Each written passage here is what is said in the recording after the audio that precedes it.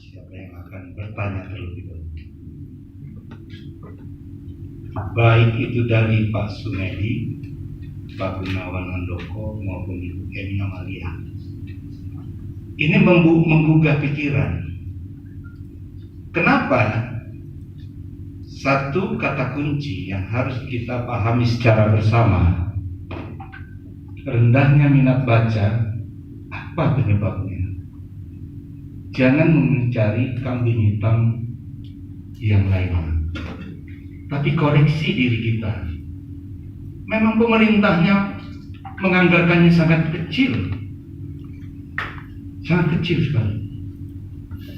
Jadi solusi utama adalah bagaimana kita meningkatkan anggaran APBD di setiap kabupaten kota itu ditingkatkan. Begitu juga di provinsi. Kami selalu mengkritik kepada pemerintah provinsi. Tapi apa yang terjadi? Dari Bapeda ini uang, bikin program, pokoknya bisa tidak bisa itulah uangnya. Tidak seperti itu seharusnya. Tapi digali dulu apa persoalan-persoalan yang harus dijadikan kegiatan di dalam Dinas Perpustakaan dan Kearsipan. Baru kita tahu. Tapi kalau misalnya kita diberi jumlah nominal sekian, bikinlah kegiatan, pusing kepala kita. Tapi kita dituntut untuk menjadi provinsi dengan budaya literasi yang baik. Ini tidak jauh panggang dari api. Saya setuju sekali dengan Ibu Eni. Carikan dulu solusinya, pemecahannya. Baru kita bicara. Oleh sebab itu, ada pepatah, carilah ilmu sampai ke negeri Cina. Karena Cina itu semua ada. Karena budaya bacanya juga kuat. Orang baru menciptakan mobil limosin, dia sudah membuat juga limosin. Walaupun mutunya, tapi dia bisa, bahkan lebih bagus lagi.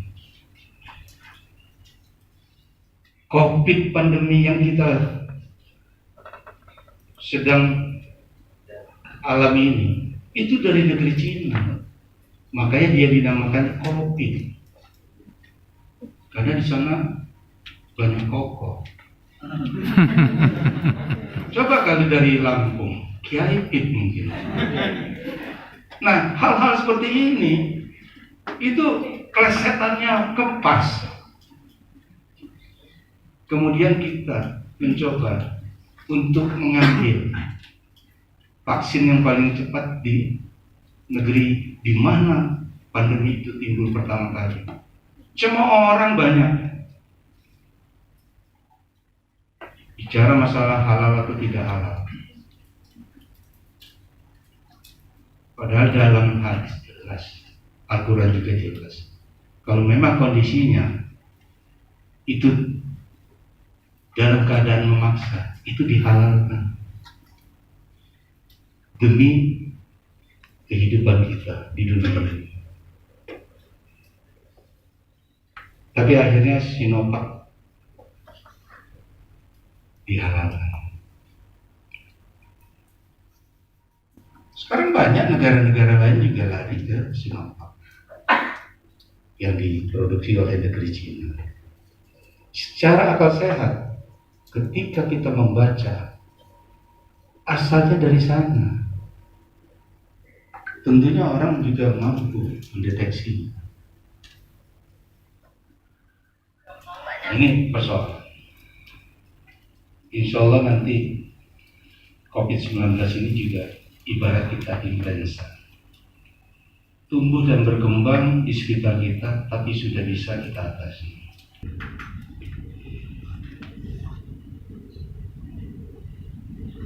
Ibu tadi sampaikan juga, kita sekarang belajar dari rumah, anak-anak kita diharapkan belajar dari rumah. Tapi yang namanya sinyal itu sulit didapat. Tidak semua daerah didapat. Bagaimana juga itu harus ditingkatkan pelayanannya. Kemudian dari Pak Sumedi, ini tersusun rapi. Kebijakannya dulu yang dilihat. Apa sih yang diatur di dalam kebijakannya? Ya, jangan perda ini berjalan sendiri. Karena yang namanya mata anggaran itu harus disesuaikan dengan peraturan teknisnya, yaitu peraturan gubernur. Nah, kalau ini tidak sejalan, kenapa kita harus menunggu dulu sampai 2 tahun? Seharusnya tidak, lebih cepat lebih baik, sehingga ini dapat dilaksanakan. Ini menjadi penting. Ini koreksi dari kawan-kawan pada hari ini. Ini menjadi catatan kami. Nanti juga di dalam pemandangan umum akan kami sampaikan koreksi ini. Kemudian harapannya jelas. Bagaimana rencana adanya perpustakaan modern itu dipertahankan. Justru hadir di Provinsi Lampung ini. Jangan berpikir yang lain. Ide kreatif itu di dalam polarisasi pelaksanaannya. Tapi bukan ide kreatif itu timbul untuk mengubah status gedung ini. Ini tidak kita harapkan. Karena kalau kita jelas-jelas mampu membaca keberadaan itu, saya seyakin-yakinnya itu akan menambah grade kita untuk menjadi wilayah literasi yang baik. Contoh konkret, Taman Safari Bali menghadirkan Gajah Lampung untuk menjadi destinasi tontonan. Insya Allah kami segera minta kepada gubernur agar pergubnya segera diterbitkan. Kemudian dari Pak Gunawan,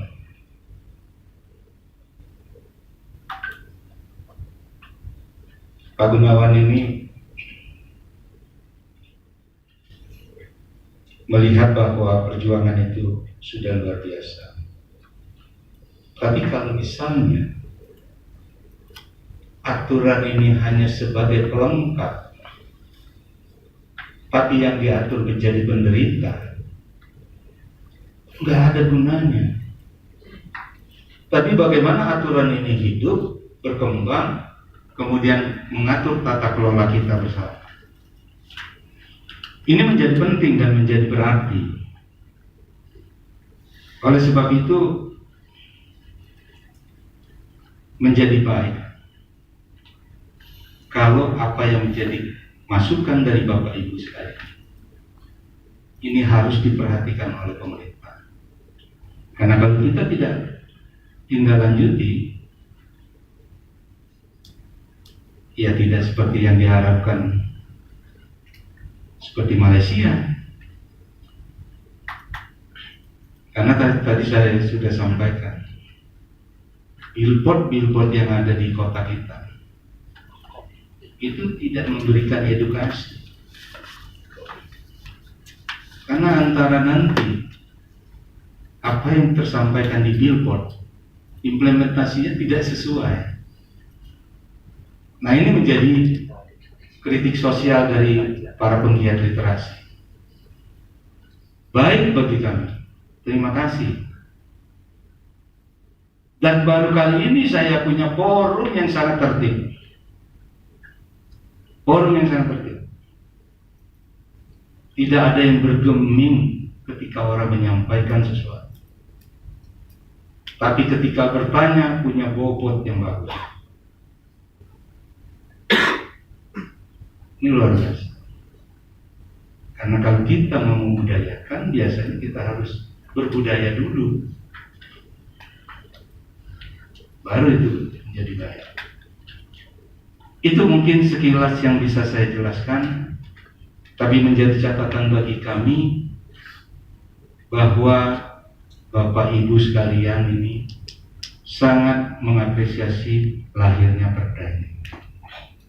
Tapi yang jadi pertanyaan bagi kita, akankah Perda ini akan merubah peradaban literasi di Provinsi Lampung? Nah, ini menjadi pertanyaan besar, dan ini menjadi PR kami dari Dewan Perwakilan Rakyat, agar fungsi pengawasan kami, fungsi anggaran dapat dilaksanakan, apalagi fungsi pembuatan peraturan daerah. Ini sudah kita buat bersama mereka. Justru ini harus dilaksanakan dengan sarana prasarana yang diinginkan. Demikian, terima kasih. Assalamualaikum warahmatullahi wabarakatuh. Baik, saya hanya bisa mengucapkan terima kasih saja ya dari Pak Sumedi ya, atas tanggapannya, atas prakasannya, ya, kemudian usulannya yang tadi sudah ditanggapi oleh Pak Tony ya, termasuk Pak Gunawan Handoko yang tadi juga sudah ditanggapi oleh Pak Tony, yang mudah-mudahan apa yang menjadi harapan Bapak Ibu yang selama ini ya katakannya bekerja tanpa ya tuntutan imbalan, tanpa pamrih gitu ya, untuk ya sama-sama meningkatkan literasi di Provinsi Lampung ini. WNI juga begitu ya. Tadi sudah disampaikan ya bahwa ya dengan adanya Perda ini diharapkan ke depan ya, budaya baca, budaya tulis yang masyarakat yang ada di Provinsi Lampung ini semakin ya, meningkat ya, dengan catatan apa yang ada di Perda ya perlu kita ya taati, ya perlu kita ikuti. Jadi hal-hal yang disarankan tadi sudah diakomodasi semua oleh Pak Tony. Mudah-mudahan segera diterbitkan peraturan gubernurnya ya, sehingga Bapak Ibu secara teknis di lapangan nanti tidak salah langkah ya, bisa menjalankan sesuai dengan apa yang menjadi harapan kita bersama ya. Sekali lagi Pak Sumedi, Pak Gunawan, dan Bu Eni, ini pentolannya Pak. Ingat pentolan dari kata pentol itu, betul itu ya. Ya, rupanya ini juga ditanggapi oleh ini ya mahasiswa asing yang belajar bahasa Indonesia. Loh Pak, kok ada pentolan ya pakai O, diubah huruf vokalnya juga artinya lain ya, ganti I lain, ganti ya apa A jadi lain, ganti U juga lain ya, ganti U kan jadi pentol gitu.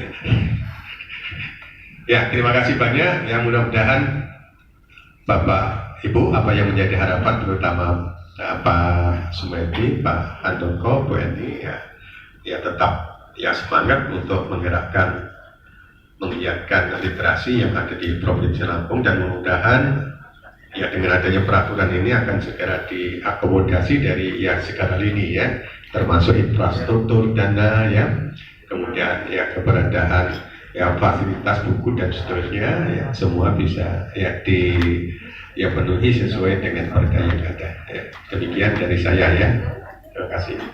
Alhamdulillah, sesi tanya jawab pertama sudah kita lewati dengan 3 penanya. Berikutnya ada yang berminat untuk sharing kembali. Yang Bapak di sini dari mana Pak? Lampung Barat. Oke, silakan Pak. Sebutkan nama dan asal ya Pak. Dari Lampung Barat. Hadir di sini sebenarnya dari utusan dari SMA Negeri 2 Liwa Lampung Barat. Tapi kebetulan saya juga tergabung sebagai anggota tim gerakan literasi daerah Kabupaten Lampung Barat. Jadi Bapak narasumber, sebenarnya saya lebih ke sharing karena kita sudah melaksanakan itu mulai dari 2018.